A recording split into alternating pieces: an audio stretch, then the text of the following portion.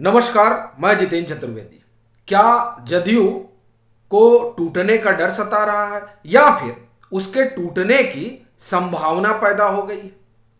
ये वही बात है जिस बात को लेकर जदयू एनडीए से अलग हुई थी। वैसे तो तमाम चर्चाएं थी उस दरमियान, जिसमें चिराग मॉडल की भी चर्चा थी, आरसीपी सिंह की भी चर्चा थी, लेकिन उस सब चर्चा के मूल में एक ही बात रही, वो ये कि जदयू को तोड़ने की कवायद चल रही थी।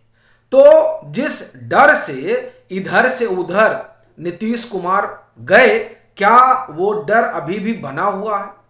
और ये सवाल यूं ही नहीं खड़ा हुआ है, इसकी दो वजह हैं। और दरअसल वो दोनों वजह सीधी तरीके से अगर कहें तो वो सियासी गुड़ा भाग से जुड़ी हुई। एक तो अभी संजय जायसवाल का कल का संभवतः बयान है, जिसमें वो कह रहे थे कि आने वाले कुछ दिनों में तेजस्वी यादव मुख्यमंत्री बन जाएंगे। अब तेजस्वी यादव मुख्यमंत्री बन जाएंगे, कैसे बन जाएंगे, वो स्वाभाविक तौर पर संजय जायसवाल जो भाजपा के प्रदेश अध्यक्ष हैं उनका अपना गुड़ा भाग होगा। लेकिन सुशील मोदी जो कह रहे हैं वो अपने आप में बड़ी बात है, क्योंकि वो यह सीधे तौर पर कह रहे हैं कि जदयू के तमाम विधायक भाजपा के संपर्क में हैं। तो अब ऐसा क्या हो गया कि जदयू के विधायक भाजपा के संपर्क में हैं?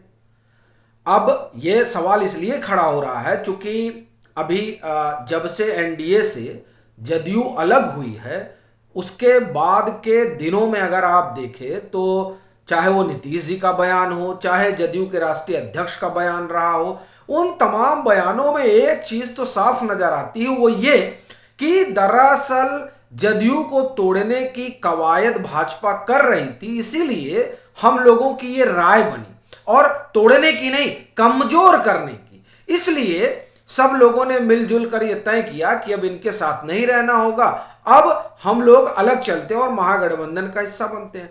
जब वो सबकी आम राय थी और सबने ये तय किया कि नहीं, अब राजद के साथ चलना चाहिए और जो अन्य सहयोगी हैं उस गठबंधन के, उनके साथ गलबहियां करना चाहिए, तब ये बात कैसे खड़ी होती है कि भाजपा के संपर्क में कई एक विधायक हैं। ये अपने आप में बड़ी सनसनीखेज बात है जो सुशील मोदी कह रहे हैं। लेकिन यह अकेली चर्चा नहीं है जो बिहार में बड़ी तेजी से चल रही है, उसके साथ दो तीन बातें और चल रही हैं। एक पर हम लोगों ने कल ही चर्चा की थी, उसको दोहराऊंगा नहीं, लेकिन कल जब यह माना जा रहा था कि जिस तरीके से नीतीश कुमार ने चिराग पासवान और खासतौर से रामविलास पासवान पर जो टिप्पणी की है उसकी प्रतिक्रिया आएगी, और उसकी प्रतिक्रिया आई।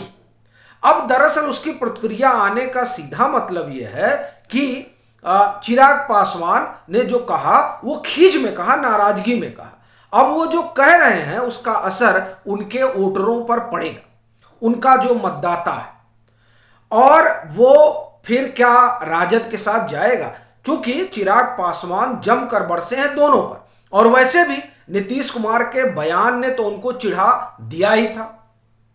तो ऐसी परिस्थिति में क्या जदयू और नीतीश कुमार इस बात से डरे हुए हैं कि अगर यहां दोनों सीटें जीत गई राजद, तो जदयू के लिए भी खतरा होगा और सरकार के लिए भी खतरा होगा, जदयू की सरकार के लिए।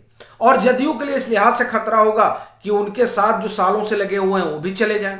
तो क्या यहां भी एक टूट फूट का डर है, और इस डर की वजह से नीतीश जी ने इस तरह का बयान दिया, ताकि इस तरह के बयान से जब चिराग पासवान की प्रतिक्रिया होगी तो इन दोनों इलाकों में जो पासवान समाज का वोट है वो राजद से बिदक जाएगा और वो भाजपा के पक्ष में चला जाएगा, और ऐसी परिस्थिति में राजद के सीट दोनों निकालने की परिस्थितियां कमतर हो जाएंगी। एक चर्चा यह भी है कि वहां भी इस तरह के बयान देने का कारण सरकार जाना और पार्टी के भीतर इधर से उधर ना हो जाए, एक ये भी कारण है। तीसरी चर्चा जो बड़ी दिलचस्प है और बड़े दिनों से बिहार के सियासी गलियारों में चल रही है, वो है मर्जर की। ये खूब चर्चा है और सुशील मोदी ने दरअसल इसी बात को उठाया कि अपना अस्तित्व बचाए रखने के लिए इस तरह की कवायद हो सकती है। और ये जो कवायद है ये दरअसल कहा जा रहा है कि इस कवायद में जदयू में एक तरीके से भगदड़ मची। तो क्या ये जो मर्जर की बात चल रही है जिसकी खूब चर्चा है, और इसको लेकर आप देखिए कि किसी तरीके से कम से कम राजद ने तो एक तरीके से स्पष्ट ही कर दिया है, जो उनका चुनाव चिन्ह लालटेन बदलने का, नामा बदलने का, इससे एक संकेत तो दिया गया है कि कुछ भी हो सकता है। और कहा जा रहा है कि नहीं, ललन सिंह जिस तरह की बातें कर रहे हैं उससे भी इस तरह की चीजें निकल रही हैं। लेकिन जो लोग वहां मोकामा गोपालगंज ग्राउंड में वो लोग कह रहे हैं कि इस तरह की कोई गर्मजोशी नहीं है दोनों गठबंधन के बड़े सहयोगियों में कि ऐसा लगे कि नहीं कुछ इस तरह की चीज होगी। लेकिन अगर होगी, और जो बात चल रही है कि पूरे जनता परिवार को एकजुट करने की कवायद है। हालांकि फतेहाबाद रैली में एक चीज तो स्पष्ट हो गई थी कि यह भी जो है मेढक तोलने जैसी बात है कि पूरा जनता परिवार एकजुट हो जाए। और फिर वही सवाल उठता है, क्या उसमें नवीन पटनायक आएंगे, क्या उसमें अखिलेश यादव आएंगे, इस तरह के तमाम सवाल हैं। लेकिन हम इन सवालों को छोड़ देते हैं। बड़ी बात यह है कि यह माना जा रहा है कि ये जो मर्जर होगा तो इस मर्जर में जदयू के तमाम नेता अपने अस्तित्व के तलाश के लिए इधर से उधर जा सकते हैं, क्योंकि राजद बड़ा दल है और अभी भी राजद की हैसियत बड़ी है। और जब जदयू का मर्जर होगा तो दरअसल जदयू में चेहरा एक ही है, नीतीश कुमार। नीतीश कुमार के बाद जो भी लोग हैं वहां, उनका क्या होगा, ये एक बड़ा सवाल है। और ऐसी स्थिति में ये चर्चा है कि लोग अपना राजनीतिक अस्तित्व बचाए रखने के लिए जदयू छोड़कर भाग सकते हैं। तो ये तीन परिस्थितियां हैं जो ये बता रही हैं कि किसी भी परिस्थिति में जो चर्चा है कि जदयू के लिए तो बड़ा संकट है।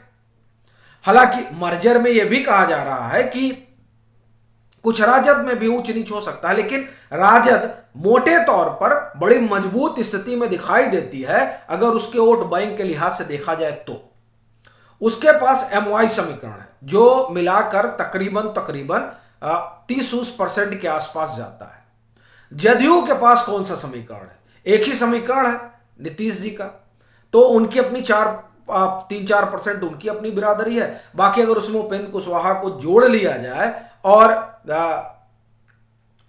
भूमिहार को जोड़ लिया जाए तो वैसे भी अभी ये जो उलटफेर हुआ है इसमें माना ही जा रहा है कि सवर्ण जो है वो शिफ्ट होगा भाजपा की तरफ। तो ऐसी परिस्थिति में 10-12-15% और अगर अति पिछड़ा, अति दलित को जोड़ लिया जाए तो उनके पास माना जाता है कि 10-12-15% वोट है। तो अब 10-12-15% वोट वाला क्या ही कर लेगा जब उधर जो है वो 32% वोट वाला खड़ा है।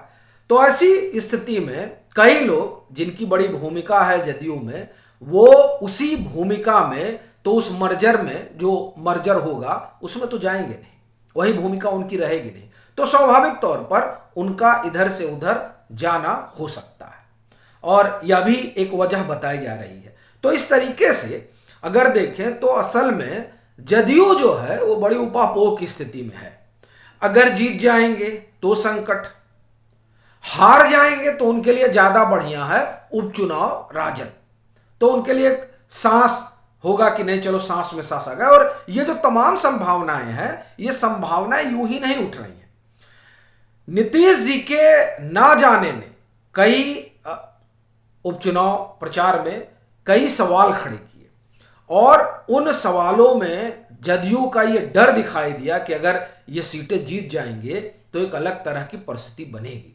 और दरअसल वो परिस्थिति जो है वो जब तक चुनाव नतीजे नहीं आ जाते 6 नवंबर तक, तब तक तो डर बना रहेगा। लेकिन ये मर्जर वाली जो बात चल रही है यह भी कम नहीं है, जिसमें यह माना जा रहा है कि टूट फूट हो सकती है।